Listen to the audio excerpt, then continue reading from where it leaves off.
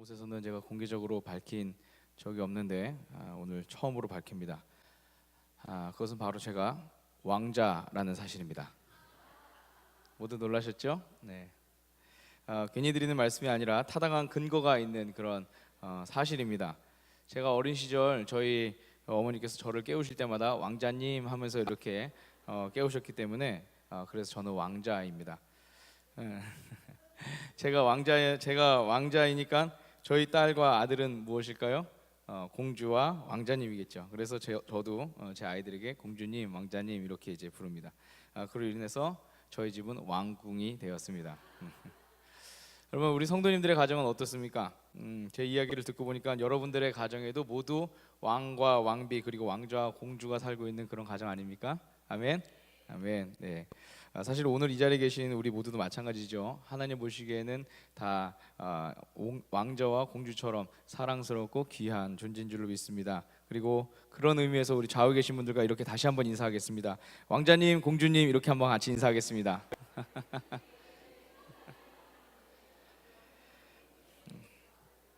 네. 사랑하는 우리 하늘빛교회 성도들의 가정이 늘 하나님의 왕궁이 되고 또 우리 모두의 삶이 하나님의 왕자와 공주 같은 그런 품격 있고 귀한 삶이 되길 주님의 이름으로 축원합니다. 아멘. 네, 오늘은 거짓 신들의 전쟁 10번째 시간으로 우리 안에 있는 가족이라는 우상에 대해서 같이 함께 살펴보려고 합니다. 제목을 보시고서는 가족이 어떻게 우상이 될 수 있는가라고 그렇게 의문이 되실 수도 있는데요. 사실 우리나라를 비롯한 유교 문화권의 나라들은 조상신을 섬긴 지가 사실 꽤 오래되었습니다. 그래서 자녀들이 잘 되려면 조상님들의 묘자리를 잘 둬야 된다. 아니면은 조상님들 제사를 잘 드려야지만 집안이 평안하다라는 그런 이야기들을 우리가 많이 들었었죠. 기독교가 들어왔던 초기에는 이 조상 숭배의 문제와 그리고 기독교의 신앙이 부딪혔습니다. 그래서 사회적으로 정치적으로 큰 문제들로 나타났죠. 그리고 이로 인해서 기독교가 많은 핍박을 당했던 것 또한 우리는 기억하고 있습니다. 그렇다면 현대 사회를 살아가고 있는 우리 기독교인들 모두는 이런 조상신 또는 가족이라는 우상으로부터 우리가 자유로울 수 있을까요? 겉으로 보면은 제사도 이제 많이 사라지고 그리고 또 집안에 있었던 그런 신당들도 많이 사라지고 해서 이제는 많이 없어졌다 이렇게 이야기할 수 있는데 꼭 그렇지만은 않은 것 같습니다. 본질적인 부분을 한번 짚어본다면 모든 것들이 다 없어졌다 이렇게 말할 수는 없을 것 같아요. 여전히 우리 안에는 가족 중에 누군가에 대해서 절대적으로 여기는 그런 경향이 있기 때문입니다. 그것이 부모가 될 수도 있고 배우자가 될 수도 있고 특별히 오늘 수요 공감 예배 오시는 대부분의 분들은 부모님들이시기 때문에 오늘은 자녀라고 하는 우상에 대해서 오늘 특별히 좀 말씀을 나누려고 합니다. 몇 달 전에 신문을 보다가 기가 막힌 기사를 보았습니다. 어떤 부대의 중대장이 부대원들을 데리고 사격 훈련을 가는데 그 일에 대해서 부모님께 사전에 문자를 남겼다라는 그런 기사가 떴습니다. 물론 그 당시 상황이 군 전체적으로 어떤 사고가 있어서 조금 민감했던 그런 상황이긴 했습니다. 그래서 아마 부모님들께 안심을 시켜드리고자 그렇게 중대장이 처신을 했던 것 같은데 그런데 한편으로는 제 안에서 이런 생각도 있어요. 군인의 기본인 사격 훈련조차도 부모님께 보고해야 되는 그런 상황이다라고 한다는 그 사실이 조금 씁쓸했습니다. 아마 나중에는 부대에서 집으로 매주마다 가정통신문이 올지도 모르겠습니다. 이번 주에 귀 가정의 아들이 어떤 식단으로 어떤 밥을 먹었고 그리고 또 어디를 갈 예정이고 어디가 아팠고 뭐 이런 내용들로 가정통신문을 보내지 않을까 하는 그런 우려도 좀 있습니다. 더 성장해서 오라고 그렇게 군대를 보냈는데 유치원생이 돼서 돌아오면 어떨까 이런 걱정도 있습니다. 요즘 군대 보내는 엄마들 사이에서는 이런 말도 돈다고 합니다. 만약에 전쟁이 나면 요즘 같은 분위기는 전혀 아니죠. 근데 과거에는 이제 전쟁이 나면 아들에게 이렇게 말한다는 거예요.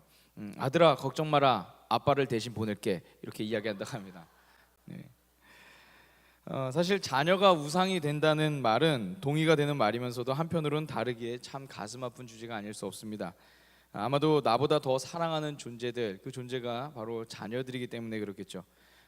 그래서 우리 자녀들이 우상이다라고 한다면 마치 더 이상 우리가 자녀들을 사랑하면 안 될 것 같은 그런 두려움, 그런 염려, 불안함 이런 것이 들 수도 있습니다. 하나님께서 혹시 다 뺏어가시지는 않을까 이런 생각도 들면서 말이죠. 또한 이런 질문이 들 수도 있습니다. 어디까지가 자녀에 대한 사랑이고 어디까지가 자녀에 대한 숭배인가라는 그런 질문입니다. 아마 여기 계신 대부분의 분들은 자녀를 사랑하지 숭배하지 않는다라고 그렇게 말씀하실 것입니다. 물론 저는 그 의견에 동감을 합니다. 우리는 항상 자녀를 숭배하지는 않습니다. 이미 어감 자체만으로도 굉장히 불편할 만큼 우리가 잘 생각해 보지 않았던 그런 개념입니다. 그런데 삶의 전 영역은 아닐지라도 우리 삶에서 가장 중요한 순간에 하나님보다 더 많이 자녀를 사랑하고 숭배하는 경우가 있습니다. 오늘 우리는 이런 부분들에 대해서 말씀을 통해서 우리 자신을 점검해보고 그리고 또 올바른 방향을 찾아가려고 합니다. 성경을 자식을 낳지 못했던 여인들의 애환이 담긴 이야기가 여러 군데에서 나타납니다. 대표적인 인물은 아브라함의 아내였던 사라가 있겠죠.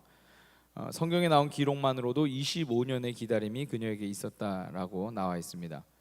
그리고 우리가 잘 인지하지는 못하지만 그의 며느리였던 리브가 역시도 20년 동안이나 자식이 없던 그런 사람이었습니다. 창세기 25장 21절의 말씀을 보면 이삭이 아내가 임신하지 못했던 것으로 인해서 그가 하나님 앞에 기도했다라는 그런 구절이 나오는데요.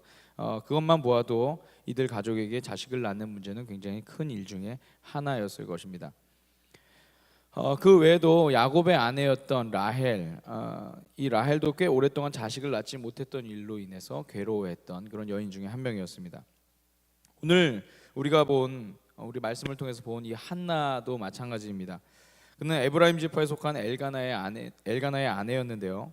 그런데 이 엘가나의 또 다른 부인인 분인나에게는 자녀들이 있던 것에 반해서 한나에게는 자녀가 없었습니다. 결국 아무것도 먹을 수 없을 만큼 심각한 스트레스와 자괴감이 그녀에게 찾아왔었죠. 남편의 애정 어린 위로도 더 이상 그녀에게 전혀 도움이 되지 않았습니다. 그러다 어느 날 엘가나의 가정이 매년 그랬던 것처럼 모든 가족들이 함께 실로에 있던 그 주님의 성소, 당시는 이제 성전이 없었기 때문에 이 성막의 형태로 이 성소가 존재했었는데 주님의 성소를 방문했을 때 한나는 따로 주님 앞에 나아가서 자신의 괴로운 마음을 토로합니다. 얼마나 그녀의 마음이 상해 있었든지 이 기도를 하는데 마음이 너무너무 상하다 보니까 너무너무 스트레스가 있다 보니까 기도를 하는데 입 밖으로는 소리가 나오지 못하는 거예요. 속 안에서 계속해서 그 소리가 먹고 들어가는 거죠. 그러면서 이제 입술로는 뭔가 말을 하는 것 같은데 그런 상황이었습니다. 근데 이런 한나의 모습을 주목하고 있던 사람이 있었는데 그가 누구였냐면 제사장이었던 엘리였습니다. 엘리가 근데 이 한나의 그 모습을 보면서 호통을 칩니다. 오해를 했었죠. 술을 끊으시오 이렇게 호통을 칩니다. 이에 한나가 자신의 모든 상황을 다 이야기하면서 엘리 제사장이 오해를 풀어줍니다.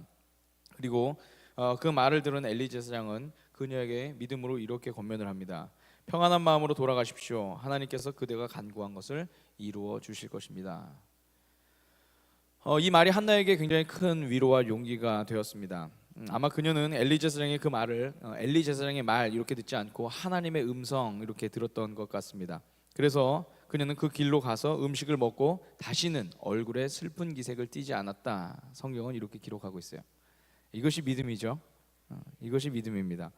삶의 문제를 하나님 앞에 가지고 와서 도로 그것을 다시 싸매서 집으로 다시 돌아가는 것이 아니라 그것을 하나님께 맡기고 평안한 마음으로 돌아가는 것. 저는 우리 모두의 삶에 그런 하나님을 향한 믿음이 있기를 축원합니다. 다시 내용으로 돌아와서 그 말을 듣고 집으로 돌아온 한나에게 정말 아기가 생깁니다. 그리고 아들을 낳았죠. 그녀는 그의 이름을 뭐라고 지었을까요?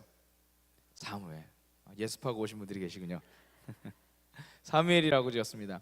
하나님이 들으셨다라고 하는 그런 의미예요. 요즘 우리가 묵상하고 있는 그 신명기에서 나오는 아주 중요한 단어 중에 하나가 쉐마라고 하는 그런 단어인데 이 샤마 들으라라고 하는 그 단어와 어원이 같습니다. 사무엘과 이 쉐마 어원이 같습니다. 그런데 그 아들에 대한 한나의 결정은 좀 의외입니다.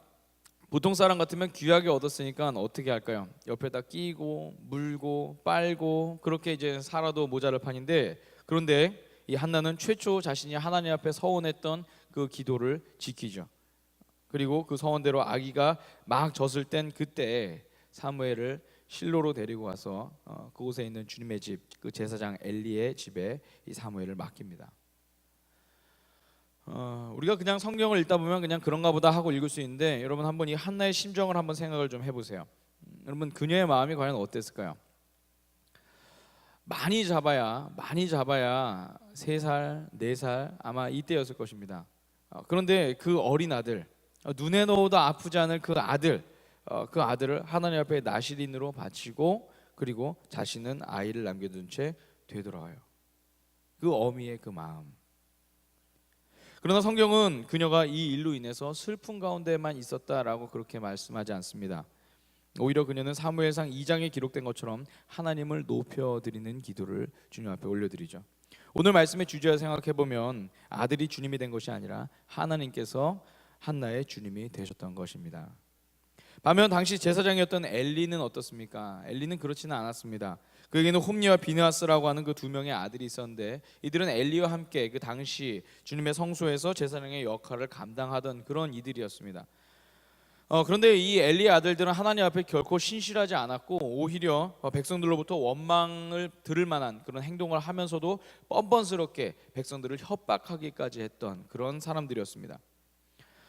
하지만 더 큰 문제는 그의 아버지 엘리가 이 일을 알고 있으면서도 어떠한 조치도 취하지 않았다는 데 있습니다. 왜일까요? 자신에게는 아들들이 하나님보다 더 앞섰기 때문이죠. 우리 함께 사무엘상 2장 29절의 말씀 같이 읽겠습니다. 시작. 그런데 너희는 어찌하여 나의 처소에서 나에게 바치라고 명한 나의 제물과 예물을 멸시하느냐? 어찌하여 너는 나보다 내 자식들을 더 소중하게 여기어 나의 백성 이스라엘이 나에게 바친 모든 제물 가운데서 가장 좋은 것들만 골라다가 스스로 살찌도록 하느냐? 하나님께서 보내신 사람의 입을 통해서 엘리 제사장의 집에 전해진 하나님의 그 책망입니다. 문제가 뭐라고 말씀합니까? 하나님보다 자식들을 더 소중하게 여긴 것, 이렇게 말씀하고 있어요. 하나님보다 자식들을 더 소중하게 여긴 것, 이렇게 말씀하고 있어요. 그리고 그 일로 인해서 엘리의 가문에는 가족의 신전들이 세워지게 되었죠.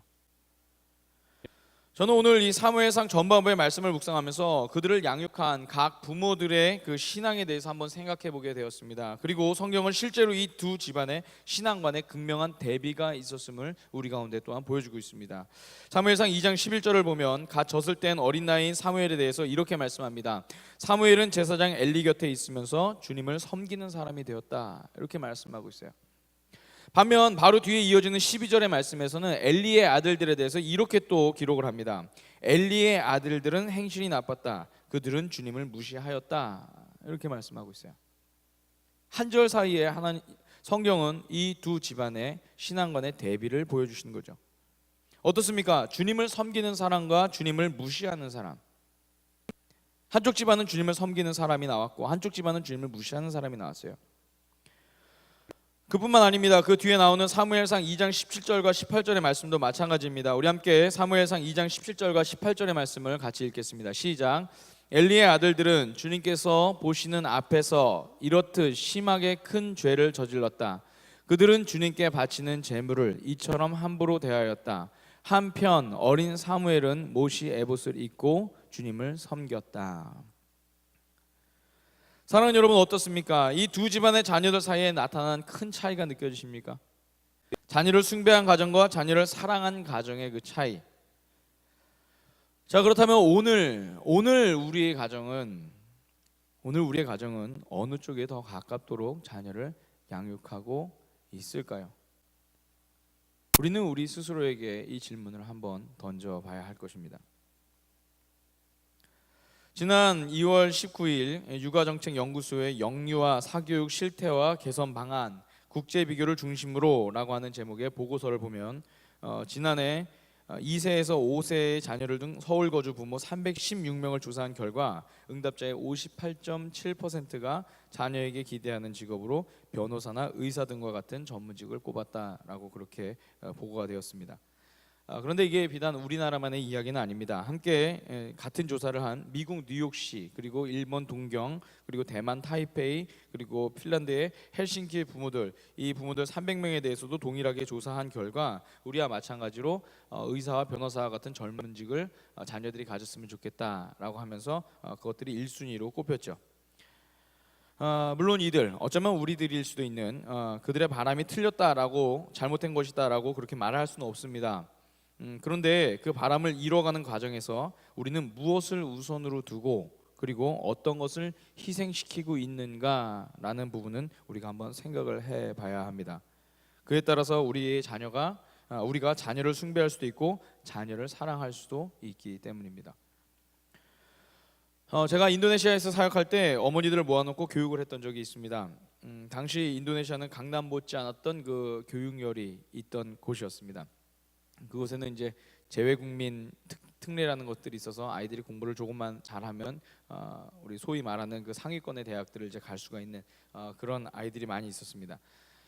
그리고 또 외국인 학교를 다닌 아이들도 많이 있었고 뭐 그러다 보니까 부모들의 교육열이 굉장히 좀 높았습니다. 그런데 문제는 뭐냐면 그러다 보니 마땅히 가르쳐야 할 그 신앙의 길을 잘 가르치지 못했던 거예요. 대부분은 아니고 몇몇 분들이 이제 그런 분들이 좀 계셨습니다. 부모들은 열심히 교회에 나와서 기도하고 그리고 예배에 참석하긴 하는데 자녀들은 정작 당사자인 자녀들은 상위권 대학 진학이라는 꿈을 이뤄야 하기 때문에 신앙은 2순위, 3순위 이렇게 이제 밀리게 되는 거죠. 그래서 어머니들이 모인 그 자리에서 제가 이렇게 질문을 했습니다. 귀 가정의 자녀들은 언제 대학을 가시죠? 여러분들의 자녀들은 언제 대학을 가죠? 이렇게 이제 물었습니다. 그랬더니 이제 뭐 자기 자녀의 그 나이에 따라서 그 학년에 따라서 어떤 부모님들은 1년 뒤에 간다, 어떤 부모님들은 2년 뒤에 간다, 3년 뒤에 간다, 뭐 이렇게 이제 이야기들을 합니다. 그래서 제가 그 다음으로 이렇게 질문했습니다. 그럼 여러분의 자녀들은 언제 천국을 가죠? 이렇게 물었습니다. 예, 이렇게 착하게 묻지 않았습니다. 굉장히 돌직구로 사납게 물었습니다. 지금은 좀 많이 착해진 겁니다. 옛날에는 좀 사납게 막 물었습니다. 그러면 어떻게 천국 갑니까? 이렇게 막 했습니다. 약간의 민망함과 적막함이 그 가운데서 이제 막 흘렀죠. 질문의 의도를 다들 깨달으셨습니다. 그렇습니다. 우리의 자녀들이 언제 대학 갈지는 다 알아요. 고등학교 1학년이면 3년이 남았고 고등학교 2학년이면 2년이 남았고 고3이면 내년에 가고 다 알고 있습니다. 그런데 우리가 언제 하나님 앞에 돌아갈지에 대해서는 사실 아무도 알 수가 없죠. 그날이 50년 후가 될 수도 있고 30년 후가 될 수도 있고 10년 뒤가 될 수도 있고 또 어쩌면 오늘이 될 수도 있는 것, 이것이 바로 우리의 인생 아닙니까? 그 때와 장소는 사실 아무도 모르죠. 그래서 제가 어머니들께 이렇게 권면드렸습니다. 대학 갈 준비를 하시는 것 이상으로 우리 자녀들이 매 순간 천국 갈 준비도 해야 된다라고 그렇게 권면을 드렸습니다. 이것은 제가 그분들 겁줘서 자녀들로 하여금 예배에 나오도록 또는 시한부 종말론에 사로잡히게 하려고 했던 그런 말이 아닙니다. 사실 역사를 거슬러 올라가면요, 이런 신앙의 질문은 초대교회 성도들이라면 누구나 갖고 있던 그런 질문이었습니다. 그리고 그로 인해서 초대교회는 날마다 하나님 앞에서 자신의 믿음을 돌아보고 그리고 그것을 자신의 자녀들에게도 전수할 수 있었던 것이죠. 어제가 어버이날이었습니다. 부모가 되기 전에 저는 어버이날에 대해서 저를 낳아주신 부모님에 대해서 그리고 길러주신 부모님의 그 은혜에 대해서 생각하는 날, 이렇게만 이제 좀 생각을 했었습니다. 그런데 저도 이제 부모가 된 지금 제게 있어서 어버이날, 그날은 어버이 됨을 생각하는 날로 바뀌었습니다. 내가 과연 좋은 부모인가? 내가 과연 하나님의 말씀대로 아이들을 잘 양육하고 있는가라는 것들을 좀 점검하는 거죠. 그리고 오늘 성경은 좋은 부모의 모습에 대해서 또 우리 가운데 이렇게 말씀을 하고 있습니다. 하나님을 향한 올바른 길을 보여주는 부모, 이것이 좋은 어버이됨의 그 모습이라는 거죠. 사랑하는 여러분, 하나님께서는 오늘 우리에게 세상 그 무엇과도 바꿀 수 없는 선물로 자녀를 주셨습니다. 하지만 하나님께서는 그 선물이 귀하다고 해서 그 선물을 숭배하라고 말씀하지는 않으셨어요. 선물인 우리 자녀들은 우리가 귀하게 대하고 사랑으로 대하는 것이지 결코 이들이 하나님의 자리를 대신할 수 없다라는 것이죠. 창세기 22장에 나오는 아브라함을 향한 하나님의 테스트도 마찬가지입니다. 어느 날 하나님께서 아브라함에게 100세에 얻은 아들 이삭을 바치라라고 그렇게 명하십니다. 아브라함에게 더 이상 어떤 설명이 나오지 않습니다. 성경은 딱 바치라라는 그 말씀 나옵니다. 그 말씀만 딱 나옵니다. 그런데 신기한 것은 아브라함 또한 이 명령에 대해서 아무런 말이 없다라는 사실입니다. 이유를 묻지도 않았고 다른 어떤 의견도 그에게 있지 않았습니다. 그냥 그 말을 듣고 난 그 다음 날 이른 아침에 아들 이삭을 데리고 마지막 여행을 떠나죠. 그런데 그 여행이 단숨에 가는 길이 아니었고 사흘이나 되는 그런 아주 먼 길을 그들이 갔습니다. 여러분 한번 생각해 보세요. 그 사이에 얼마나 많은 마음의 괴로움이 있었을까요? 얼마나 여러 번 자신의 발걸음을 이 아브라함이 돌리고 싶었을까요? 곁에는 아무것도 모른 채 아버지와 같이 여행을 떠난다며 흥분하고 신나서 이리저리 아버지에게 장난도 치고 하는 그런 아들이 이삭이 있었습니다. 그런데 이제 돌아올 때는 그 아들을 더 이상 볼 수가 없는 그런 상황이에요. 하나님께서 기왕 테스트를 하실 거면 몇 시간 안에 할 수 있게 그냥 아침에 이야기를 듣고 오후에 결정해서 바로 끝내는 그런 테스트를 하시면 좋겠는데, 하나님은 굳이 시간을 들이셔서까지 그렇게 먼 길을 가도록 하십니다. 그런데 하나님께서는 그 여정을 통해서 아브라함을 증명하고 싶으셨습니다. 이때 이 시험이라는 뜻이 이제 낫사라고 하는 그런 단어인데, 증명하다라는 그런 뜻도 있습니다. 증명하기 위한 그런 시험인 거죠. 아브라함이 이삭을 숭배하지 않고 하나님을 더 사랑한다는 그 사실을 하나님은 증명하고 싶으셨던 것이죠. 그래서 이 아브라함이 칼을 빼들어서 이삭을 겨눴을 때 그 팔을 딱 붙잡으시면서 이렇게 말씀하십니다. 이제 알았다라고 그렇게 말씀하고 계세요. 히브리어로 야다입니다. 알았다, 이제 알았다. 그래서 이 아브라함의 이야기는 하나님을 더 사랑하는가에 대한 나사로 시작해서 하나님을 더 사랑하는 것을 알게 된 야다의 내용으로 이야기가 마치게 됩니다. 사랑하는 여러분, 저는 오늘 우리 모두의 자녀들이 우상이 되지 않도록 그들 모두를 목회자로 만들고 그리고 하나님의 제단 위에 올려놔야 된다, 이렇게 말씀드리는 것은 아닙니다. 다만 앞서도 말씀드린 것처럼 우리가 주의해야 할 것은 우리의 자녀들이 우리에게는 사랑의 대상이지 숭배의 대상이 아니라는 사실입니다. 자녀를 대하는 이 둘 간의 차이는 비슷한 것 같은데, 그런데 전혀 다른 결과들로 나타납니다. 자녀를 사랑하는 사람은 자녀가 잘못된 길로 갈 때는 과감하게 아니다 라고 그렇게 말을 할 수가 있어요. 반면 자녀를 숭배하는 사람은 자녀가 잘못된 길로 걸어갈 때 그것에 대해서 절대 아니라고 말할 수가 없습니다. 오히려 그가 잘못된 일을 하는 데 있어서 거리낌이 없도록 다른 부분들을 정리하거나 무마하려고 하겠죠. 바로 오늘 우리가 성경에서 보았던 엘리 제사장의 그 모습처럼 말입니다. 그렇다면 오늘 우리가 자녀들을 대하는 태도는 과연 어떤가에 대해서 우리가 이 시간 한번 점검을 해봤으면 좋겠습니다. 우리는 자녀들을 지금 사랑으로 대하고 있는지 아니면 그들의 비위를 맞추는데 초점을 잡고 있는지, 그리고 우리가 더 좋은 신앙의 부모가 될 수 있도록 성경은 한나의 이야기를 우리 가운데 보여주고 있습니다. 우리 함께 사무엘상 2장 19절의 말씀을 읽겠습니다. 시작. 사무엘의 어머니는 해마다 남편과 함께 매년 제사를 드리러 성소로 올라가곤 하였다. 그때마다 그는 아들에게 작은 겉옷을 만들어서 가져다 주었다. 자식을 하나님께 바쳤다고 해서 한나는 어머니로서 자신의 역할을 끊거나 사랑을 멈추지 않습니다. 오히려 매년 사무엘을 만나서 아들이 하나님을 향해 갈 수 있도록 계속해서 도와주죠. 그 역할이 한나가 사무엘에게 했던 어머니의 역할이었어요. 그리고 그런 한나와 사무엘에게 하나님께서는 큰 은혜를 베푸셨다라고 성경은 기록합니다. 사무엘상 2장 21절의 기록인데요, 주님께서 한나를 돌봐 주셔서 한나는 임신하여 아들 셋과 딸 둘을 더 낳았다. 어린 사무엘도 주님 앞에서 잘 자랐다. 사무엘이 어디서 자랐다고요? 주님 앞에서. 주님 앞에서 사무엘이 잘 자랐다. 말씀을 준비하면서 저도 제 삶을 한번 돌아봤습니다.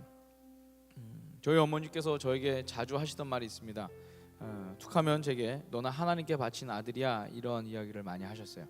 너는 하나님께 바친 아들이야, 이런 말씀 많이 하셨어요. 어려서부터 굉장히 많이 들었는데 이 말이 좀 서운했던 때가 있습니다. 언제였냐면 이제 사춘기 때, 제가 사춘기 시절을 부모님과 떨어져서 중학교 3학년 때부터 이제 서울로 저는 전학을 오고 이모 댁에 살면서 한 10년 가까이 이제 부모님과 떨어져 살았었습니다. 근데 이제 그때 이 말을 말을 들으면요, 너는 하나님께 바친 아들이야, 이 말을 들으면 그게 그렇게 서글펐어요. 엄마가 나를 사랑하지 않나 하는 생각이 이제 막 들었던 거죠. 그런데 오늘 말씀을 읽으면서, 이 말씀을 묵상하면서 그 말씀의 의미가 제게 비로소 다가왔습니다. 저를 너무 사랑하기 때문에 우상 삼지 않으시려는 어머니의 그 말씀, 그 마음, 그 신앙, 그 고백이 바로 너는 하나님께 바친 아들이야 라는 그런 고백이었다라는 거죠. 사랑하는 여러분, 오늘 여러분에게 있어 자녀는 과연 어떤 존재입니까? 무소불위의 절대적인 그런 존재입니까? 아니면 하나님 앞에서 그분과 함께 양육하는 그런 존재입니까? 오늘 저와 여러분의 삶 속에서 하나님께서 주신 자녀들이 우리에게 귀한 선물이 되고, 그리고 하나님 앞에서도 자랑이 될 수 있는 그런 우리 모두의 가정이 되길 주님의 이름으로 축원합니다. 우리 시간